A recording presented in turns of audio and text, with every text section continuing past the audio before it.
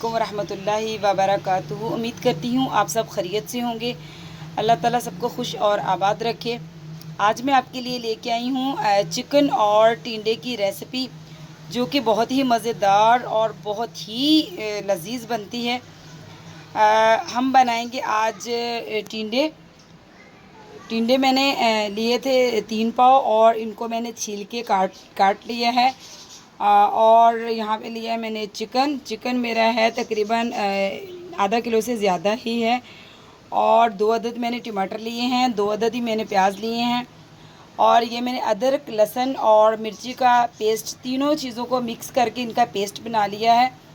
और यहाँ पे मैंने लिए हैं पाउडर मसाले और खड़े मसाले। तो खड़े मसाले में मेरे पास है एक दरमियाना टुकड़ा दालचीनी का और एक बड़ी इलायची है, 3 से 4 अदद लौंग है और 2 तेज़पात मेरे पास हैं। एक चुटकी मेरे पास अजवाइन है। अजवाइन जो है ये बहुत ही अच्छी होती है। अगर आप हर खाने में एक चुटकी डालें तो यकीन करें कि इससे जो है बहुत सारी बीमारियां ख़त्म होती हैं। और ये खाने में इसकी एक अलग स्ट्रॉन्ग और अलग ही इसका एक जायका भी होता है। और पाउडर मसालों में मैंने लिया है 1 टीस्पून मैंने हल्दी ली है और 2 टीस्पून मैंने लाल मिर्च का पाउडर लिया है और 2 टीस्पून ही मैंने नमक लिया है। हमेशा यही कहती हूँ कि नमक आप कम ज़्यादा कर सकते हैं, तो मैंने लिया है 2 टीस्पून नमक। तो आज मैं आपको बनाना सिखाऊंगी चिकन और टिंडे की रेसिपी। तो चलिए हम स्टार्ट करते हैं।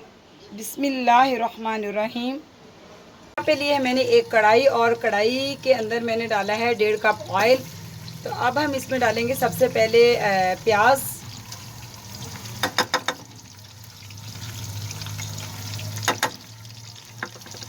प्याज को हम तकरीबन 1 मिनट तक फ्राई करेंगे।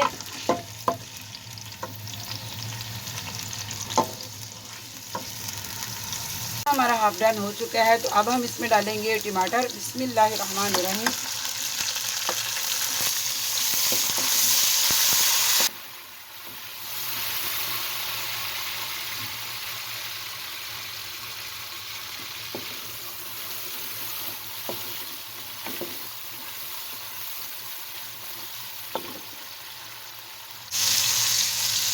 इसके साथ हम शामिल कर देंगे इसमें खड़े मसाले। तो इसमें दालचीनी और ये बड़ी इलायची, 2 अदद ये तेज़पात है और ये 3 से 4 अदद जो है लौंग है। इनको भी हम तो इसके साथ ही फ्राई करेंगे। अब मैं इसमें डालूंगी अदरक लहसुन का पेस्ट।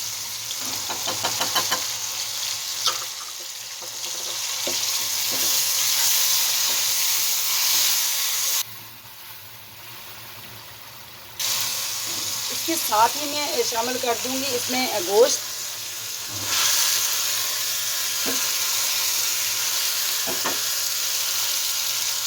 गोश्त को हम यहाँ पे बहुत ही अच्छी तरह करेंगे, इसमें मसाले में भून लेंगे, क्योंकि मसाले में गोश्त भूनने में जो है सारा जायका जो है गोश्त में चला जाएगा इसका, मसालों का। तो मैं अदरक लहसुन और ये जो टमाटर डाले हैं और खड़े मसालों में गोश्त को 5 मिनट तक इसमें भूनूंगी। उसके बाद इसमें शामिल करूँगी पाउडर मसाले। तो देखिए गोश्त का हमारे का जो कलर है वो बिल्कुल चेंज हो चुका है।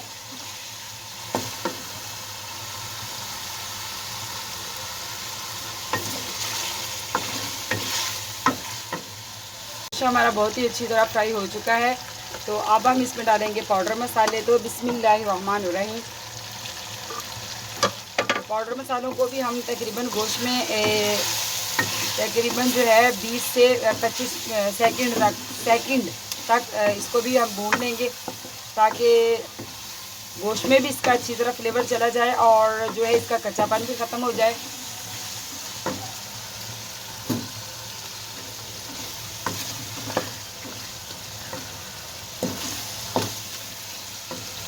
गोश्त हमारा मसाले में बहुत ही अच्छी तरह फ्राई हो चुका है। तो अब हम इसमें डाल देंगे ये जो मैंने टिंडे काट के रखे हुए थे। तो बिस्मिल्लाहिर्रहमानिर्रहीम। इसको हम अच्छी तरह मसाले में और चिकन में करेंगे मिक्स, और इसमें हम हस्बे ज़रूरत डालेंगे पानी, जिससे ये गल जाए। और इसको तकरीबन 6 से 7 मिनट तक पकाएंगे हम। और 2-2 मिनट के बाद जो है हम इसको वक्फे वक्फे से देखेंगे।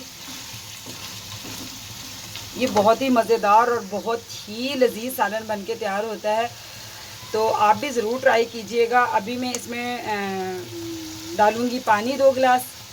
देखिए गोश्त और टिंडे हमारे बहुत ही अच्छी तरह जो है इसमें घी में भून चुके हैं। इस घी बिल्कुल अलग हो चुका है सब्ज़ी से। तो अब मैं इसमें डाल दूँगी पानी। तो बिस्मिल्लाहिर्रहमानिर्रहीम।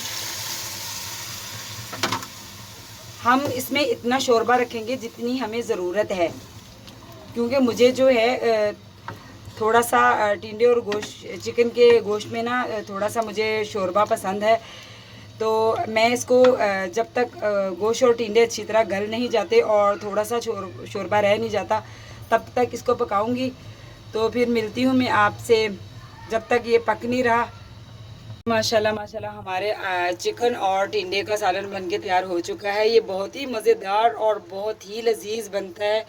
आप ज़रूर ट्राई कीजिएगा और ज़रूर ये बनाइएगा। अब हम इसमें डालेंगे अपना खुशबूदार मसाला, जो कि हम हर सालन के एंड पे डालते हैं। तो देखिए माशाल्लाह से मैंने इसको दरदरा सा फ्रेश पीस लिया है।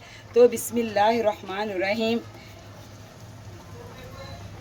और अब हम इसमें डालेंगे धनिया गार्निश के लिए। तो आप ज़रूर मुझे कमेंट्स में बताइएगा कि ये वाली जो मेरी चिकन और टिंडे की रेसिपी है ये कैसी बनी, और आप ज़रूर ट्राई कीजिएगा। अब मैं आपको इसको डिश आउट करके दिखाती हूँ। माशाल्लाह देखिए हमारा चिकन और टिंडे का सालन बनके तैयार हो चुका है। बहुत ही मज़ेदार और बहुत ही स्पाइसी और कलरफुल। तो आप ज़रूर ट्राई कीजिएगा। जिसको टिंडे नहीं भी पसंद तो ये वाली रेसिपी से आप यकीन करें कि इसके साथ ताज़ा ताज़ा नान मंगवाएं और इसके साथ खाएं तो क्या ही मज़ा है। तो मुझे अपनी दुआओं में याद रखिए। मैं आपके लिए इस तरह की अच्छी अच्छी चीज़ें लेके आती रहूं, और कमेंट में अपनी कीमती राय से ज़रूर आगाह किया करें मुझे, और वीडियो देख के लाइक ज़रूर किया करें। ये आपकी तरफ से मेरे लिए तोहफ़ा होता है और हौसला अफजाई होती है। इससे मेरा दिल करता है कि आपके लिए और नई नई चीज़ें बनाना सिखाऊं आपको। तो मिलती हूँ आपसे नेक्स्ट रेसिपी के साथ। अपना और अपने घर वालों का ख्याल रखिए और दुआओं में याद रखिए। अल्लाह हाफिज़।